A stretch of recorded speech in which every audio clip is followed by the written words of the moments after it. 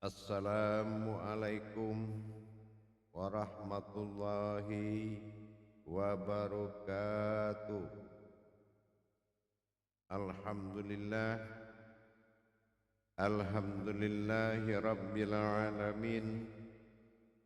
Assalatu wassalamu ala asrafil anbiya'i wal mursalin Sayyidina wa maulana Muhammadin. Ashhadu an la ilaha illallahul malikul haqqul mubin wa ashhadu anna Muhammadan abduhu wa rasuluhu was-sadiqul wa'adal amin. Allahumma salli wa sallim wa barik wa karim ahzanul nabil karim ihdinil ladzi min jamalika wa innal ladzi min jalalika wa innahu min kitabika wa tahirin wal mujahidina amma ba'du. Ibadallah wa ittaqallah. Bersyukur kita kehadirat Allah dengan mengucapkan alhamdulillahirabbil alamin atas segala limpahan karunia, rahmah dan hidayahnya, serta dengan izin dan ridhonya kita dapat menjalankan amanahnya, beramal dan beribadah zahir batin dunia dan akhirat. Bersalam kita takkan pernah dilupakan. Marilah sama-sama kita sampaikan salam dan selawat kita kepada junjungan kita termulia Rasulullah sallallahu alaihi wasallam sebagai ruhul azma, sebagai imaminullah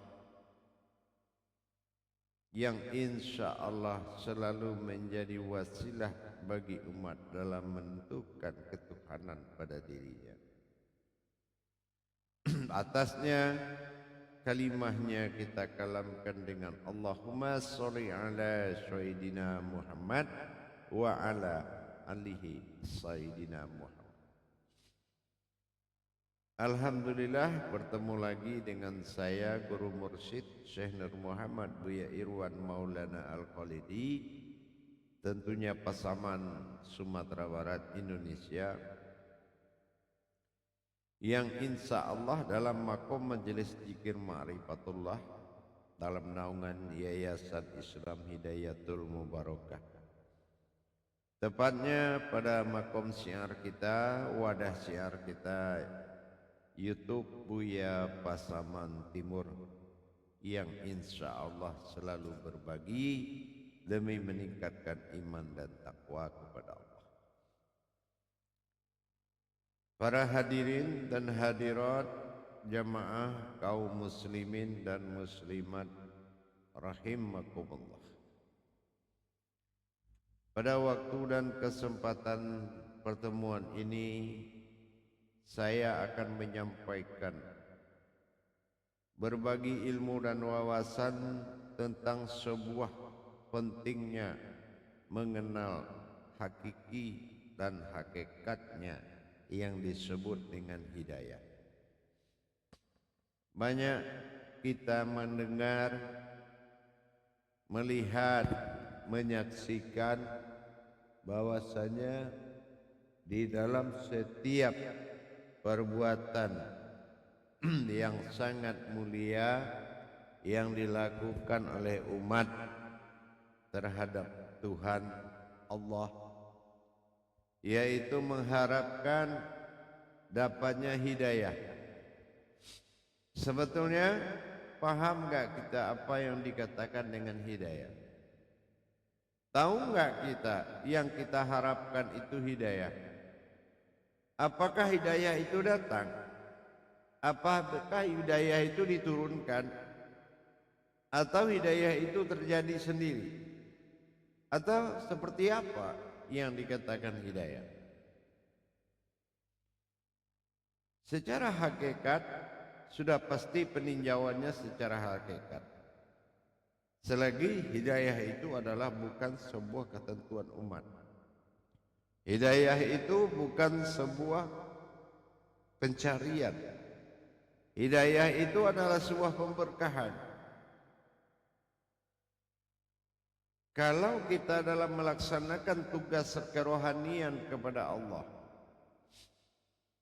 seperti contoh ibadah, kalau memang ketentuan syarat-syarat terpenuhi, maka akan diberkahi suatu barokah yang besar. Barokah itu hadirnya sebuah wahyu, yang mana wahyu ini bisa berkodrat ilham, bisa berkodrat ilmu, bisa berkodrat hidayah kepada orang yang mendapatkan kepantasan. Apa yang dimaksud kepantasan? Nilai yang tertinggi dan benar dan mutlak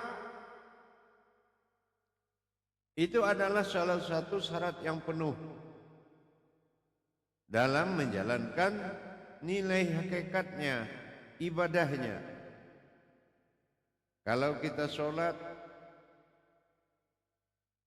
kita tahu kenapa lima waktu, di mana yang dikatakan sholat, apa yang dikatakan sholat.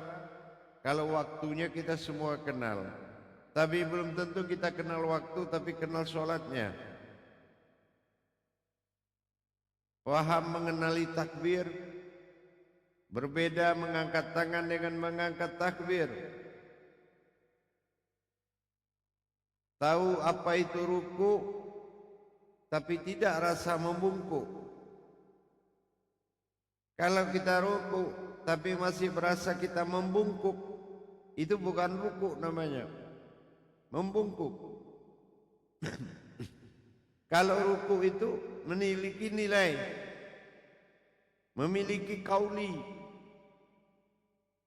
Ada yang disaksikan dalam kita ruku. Begitu juga sujud. Kita tidak merasa kepala ke bawah, tetapi kita melaksanakan sujud. Nah, kalau sujud itu apa? Sujud, sajid, masjid. Kita harus tahu 3 perkara. Subhana rabbiyal a'la wa bihamdi 3 kali. Sujud, sajid, masjid. Siapa yang sujud? Apa itu sujud? Di mana dia sujud? Ini yang dikatakan hidayah.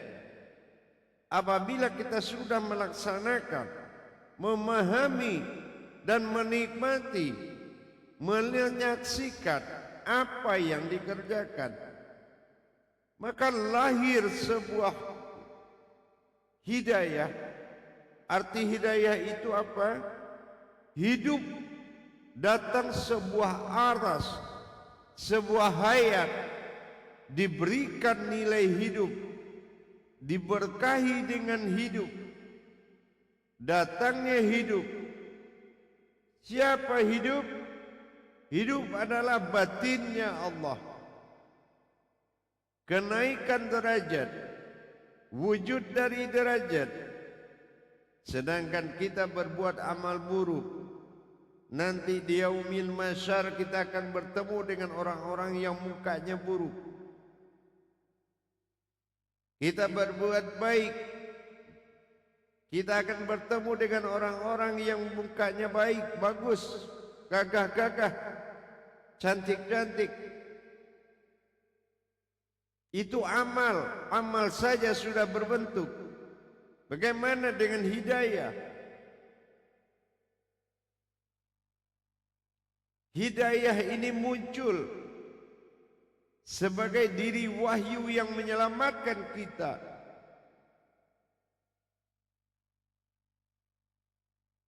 Tentunya dengan keberadaan mendatangkan, didatangi oleh hidayah, didatangi oleh hayat terhadap zat yang berdiri.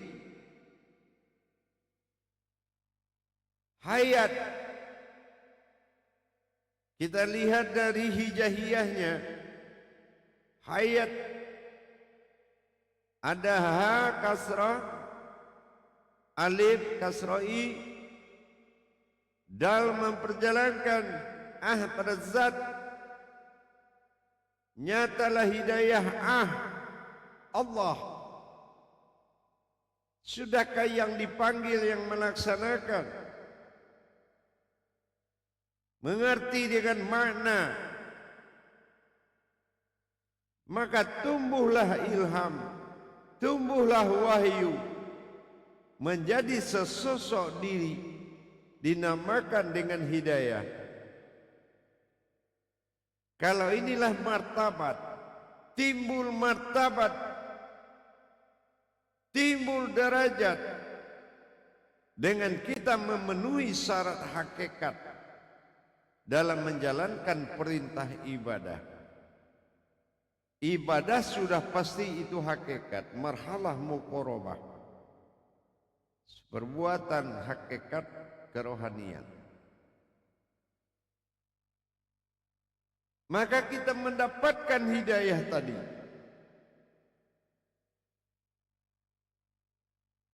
Inilah yang dikatakan keberkahan, barokah, mabrur. Kalau ibadah kita sudah mabrur, mencapai titik nilai yang bernilai harganya yang tinggi. Tapi kalau kita belum mendapatkan nilai, syariat kita belum menjadi suatu isyarat, masih berupa gerakan yang tidak bermakna. Kalau gerakan bermakna namanya isyarat. Apakah kita sudah berisyarat? Gerakan kita sudah menjadi sebuah isyarat. Inilah yang akan didatangi nilai hidup. Tidak lagi solat itu mati, tapi solat itu sudah berkodrat hayat, hidup. Kalau hidup, berdirinya wujud telah berwujud Allah dalam bertuhan. Ini berbeda makomnya, kesempurnaan yang dilakukan dalam ibadah tadi menentukan nilai hidayahnya. Itu yang dimaksud hidayah. Datangnya sebuah hayat kepada zatnya Allah, tajalidal kepada maka timbullah di situ suatu keajaiban, timbullah di situ sebuah kekeramatan. Maka seseorang akan melihat siapa yang berdiri dalam solat, bukan merasa berdiri. Ini tingkat orang yang mendapatkan hidayah. Tingkat orang yang mendapatkan hidayah. Untuk itu pasti kita harus belajar. Yang namanya sudah hidayah Allah, apapun yang dia lakukan tidak akan pernah mengalami kesulitan. Apapun yang dia capai, tidak pernah dia mendapatkan kegagalan. Namanya saja sudah berkodrat hidayah. Kodrat hidayah itu yang masuk ke dalam, yang berwujud pada jasmani kita.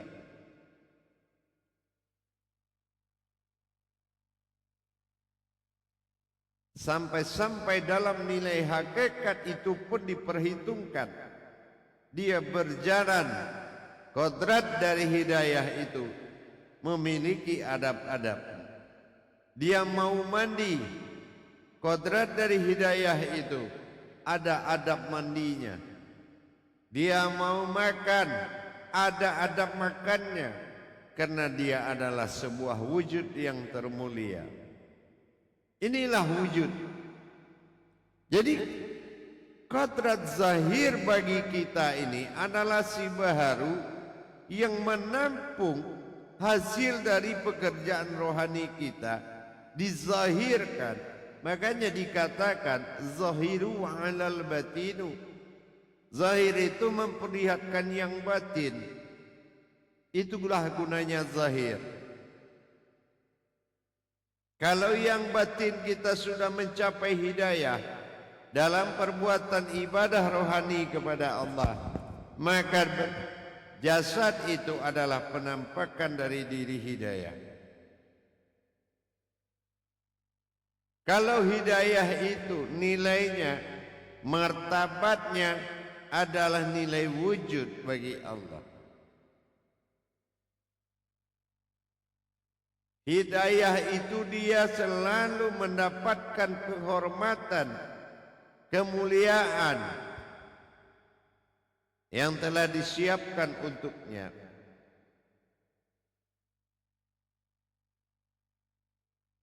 Maka di dalam bermunajat kepada Allah, kita sudah pernah melihat, kita sudah pernah mempelajari kalau hidayah itu adalah sesosok diri wahyu yang akan berwujud dalam jasmani kita. Hidayah adalah sesosok diri wahyu yang akan menzahir di diri kita.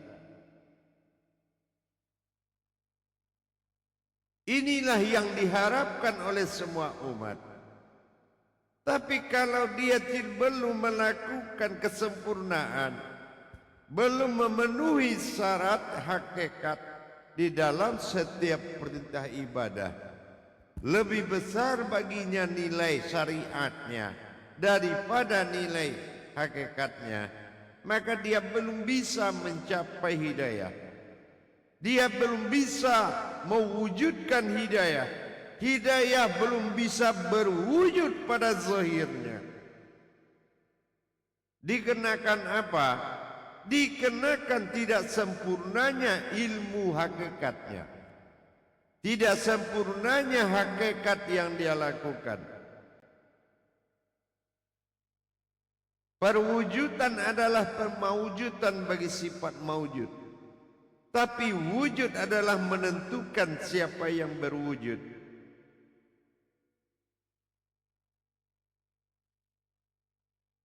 Dan sifat wujud adalah suatu kodrat yang nyata, yang berwujud, dilihat bermaujud. Itu yang dikatakan hidayah. Kalau dia melakukan perbuatan itu dengan nilai-nilai tertinggi. Nah, kita lihat surat Al-Mu'minun. Dijanjikan oleh Allah afqalan fil mu'min allazihum sholatihim khashi'un. Beruntunglah orang-orang yang berilmu yang bisa khusyuk dalam sholatnya.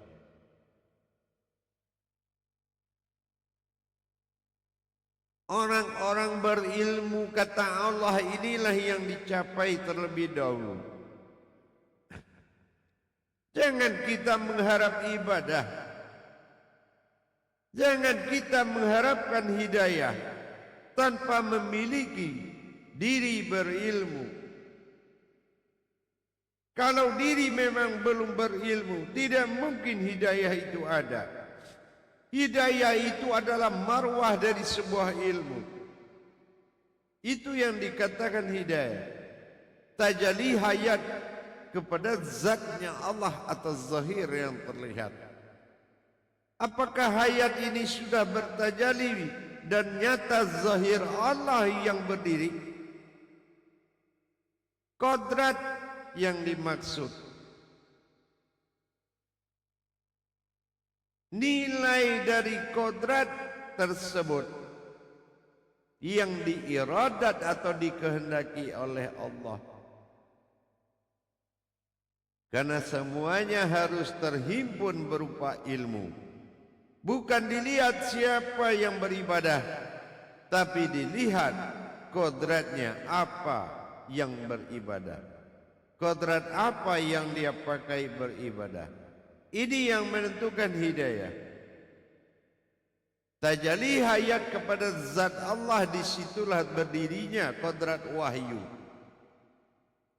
Wahyu yang disafaatkan menjadi suatu kodrat. Ini yang disebutkan ayat pada zahir, hayat pada rohani. Dinamakan kitabullah, kitab yang hidup, atau dikatakan dengan al-haqqullah. Inilah kalimatul haq. Sudahkah ayat yang berangkat kepada yang hidup? Sudahkah berdiri ayat? Sudahkah hidup ayat? Inilah kitabullah tadi. Semata-mata adalah kitab untuk belajar, untuk mendapatkan ketuhanan awal mula jadi diri. Nah, inilah tingkat orang-orang yang pantas mendapatkan hidayah. Dia tahu dia tidak berdiri, tapi dia tahu dia mendirikan sesuatu yang berdiri. Itu yang solat. Dia tidak merasa dia berdiri, tapi dia mendirikan sesuatu yang berdiri. Itulah iradatullah. Bagaimana dia berkehendak untuk mendirikan sesuatu yang berdiri tanpa dia merasa dia berdiri. Ini tingkat hidayah inilah yang benar-benar nilai tertinggi martabat Allah dalam 19 syahadat, martabat sifat 7 bagi Allah dalam bertajalli. Itu yang dikatakan martabat insan. Ini harus benar-benar terwujud. Ini yanlah dikatakan dengan hidayah. Jadi hidayah adalah tajalli hayat kepada zat Allah, maka nyatalah pada wujud diri dari diri wahyu atau dikatakan diri jauhar.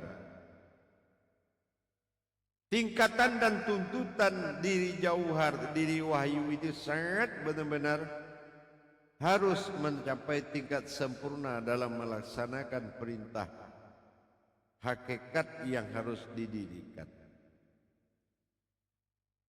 Berbuat dan berperilakunya syariat memberikan pertanda atau isyarat. Kalau perbuatan itu adalah isyarat dari hakikat. Tapi kalau syariatnya belum melahirkan suatu isyarat, bukan berfungsi sebagai isyarat, maka sesungguhnya nilai dari hidayah itu tidak akan ada, apalagi hidayah itu sendiri. Apalagi wahyu itu sendiri. Jadi itu yang dikatakan para hadirin dan hadirat, yang dikatakan hidayah apabila sempurnanya hakikat yang dilakukan, hidup kodrat ibadah, maka nyatalah zat itu dalam wahyu Allah. Nyatalah wahyu Allah berwujud pada zat itu yang dikatakan kodrat hidayah. Kalau kodrat hidayah nilainya adalah martabat tertinggi di dalam perbuatan ibadah kepada Allah dalam hakikat.